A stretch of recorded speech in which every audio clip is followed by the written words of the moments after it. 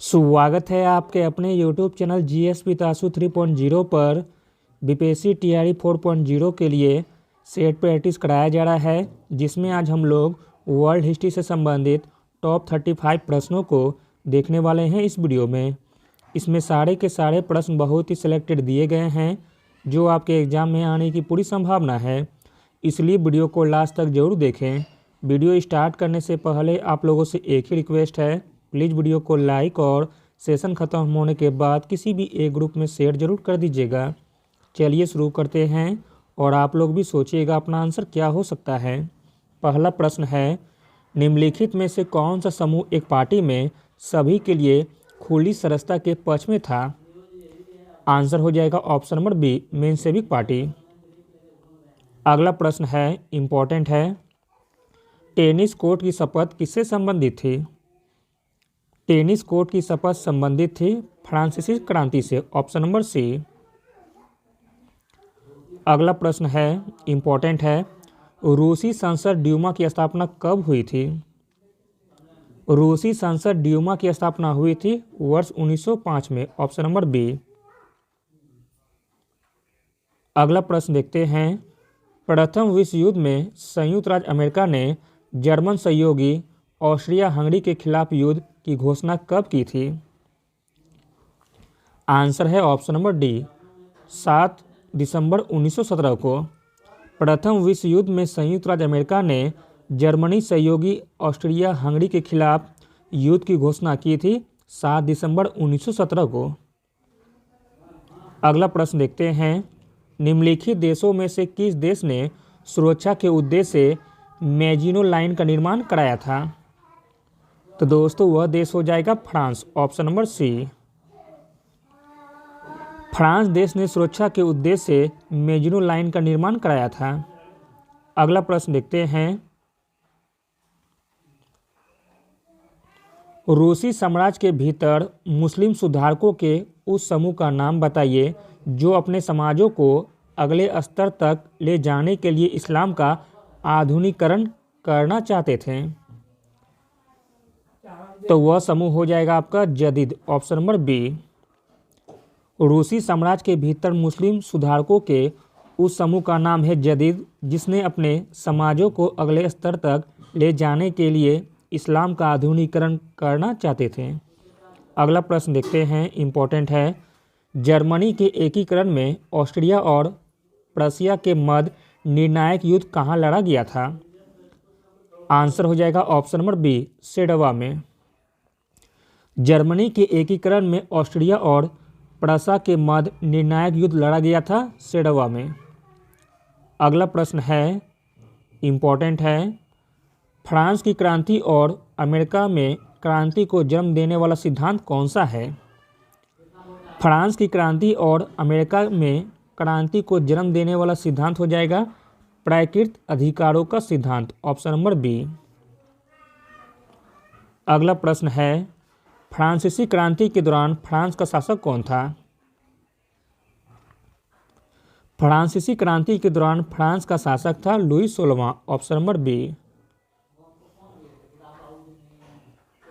अगला प्रश्न है, गुटेनबर्ग द्वारा छपा पहला प्रकाशन कौन सा था? इम्पोर्टेंट है, गुटेनबर्ग द्वारा छपा पहला प्रकाशन था बाइबल। Option number B. अगला प्रश्न देखते हैं, खूनी रविवार की घटना दुनिया की किस क्रांति से संबंधित है? मोस्ट इम्पॉर्टेंट प्रश्न है, खूनी रविवार की घटना दुनिया की जिस क्रांति से संबंधित है वह क्रांति हो जाएगी रूसी क्रांति। Option number C. अगला प्रश्न है, ड्यूमा का गठन रूस के किस सम्राट के काल में हुआ था? ड्यूमा का गठन रूस के जिस सम्राट के काल में हुआ था वह सम्राट हो जाएंगे निकोलियस द्वितीय। Option number B. अगला प्रश्न देखते हैं, इम्पोर्टेंट है, किस दार्शनिक ने पवित्र रोमन साम्राज्य के बारे में कहा है कि यह न तो पवित्र है, न रोमन है, न साम्राज्य है? तो दोस्तों इसे कहने वाले थे Voltaire. Option number A. Voltaire दार्शनिक ने पवित्र रोमन साम्राज्य के बारे में कहा है कि यह न तो पवित्र है, न रोमन है और न साम्राज्य है। अगला प्रश्न देखते हैं, लुई 16वें के अंतर्गत फ्रांस ने ब्रिटेन से स्वतंत्रता प्राप्त करने के लिए कितने उपनिवेशों की मदद की थी? आंसर हो जाएगा ऑप्शन नंबर डी, 13 उपनिवेशों। अगला प्रश्न है, तिलसित की संधि किन दो राष्ट्रों के मध्य 1807 में की गई थी? तिलसित की संधि जिन दो राष्ट्रों के मध्य 1807 में की गई थी वह दो राष्ट्र हो जाएंगे फ्रांस और रूस, ऑप्शन नंबर बी। अगला प्रश्न देखते हैं, ब्रेटन वुड्स निम्नलिखित में से किसका प्रतिरूप है? आंसर है ऑप्शन नंबर सी, अंतर्राष्ट्रीय मुद्रा कोष और विश्व बैंक का। अगला प्रश्न देखते हैं, इंपॉर्टेंट है, पूछा गया प्रश्न है, स्पेनिंग जेनी का आविष्कार किसके द्वारा किया गया था? स्पेनिंग जेनी का आविष्कार किया गया था जेम्स हारग्रीव्स के द्वारा, ऑप्शन नंबर ए। अगला प्रश्न है, फ्रांस में आतंक का शासन किसने शुरू किया था? फ्रांस में आतंक का शासन शुरू किया गया था मैक्सिमिलियन रोबेस्पियर के द्वारा, ऑप्शन नंबर बी। अगला प्रश्न है, 1929 की महामंदी के दौरान निम्नलिखित में से कौन सा अनुभव किया गया था? आंसर है ऑप्शन नंबर ए, उत्पादन, रोजगार और आय में गिरावट। 1929 की महामंदी के दौरान उत्पादन, रोजगार और आय में गिरावट हुई थी। अगला प्रश्न है, इंपॉर्टेंट है, पहला अंग्रेजी नहर जिसका नाम वार्ले नहर था डैश ने बनाया था? इंपॉर्टेंट प्रश्न है, पहला अंग्रेजी नहर जिसका नाम वार्ले नहर था यह बनाया गया था जॉन मैटकॉफ के द्वारा, ऑप्शन नंबर डी।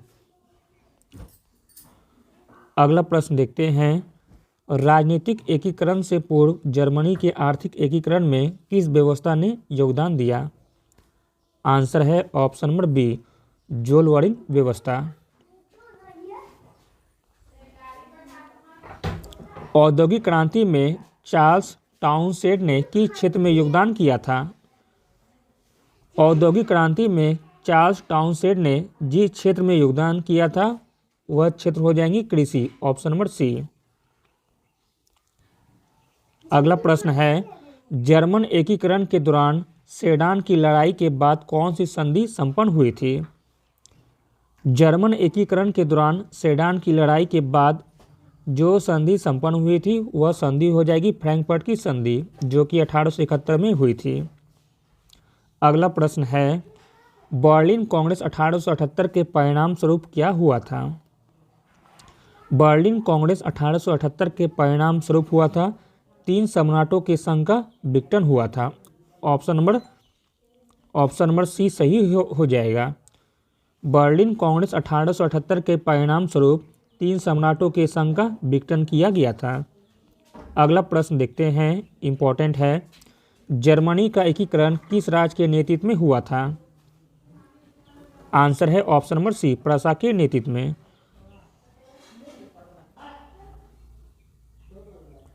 अगला प्रश्न देखते हैं, इंपॉर्टेंट है, 1789 में मनुष्य और नागरिक के अधिकारों का घोषणा पत्र किसने लिखा था?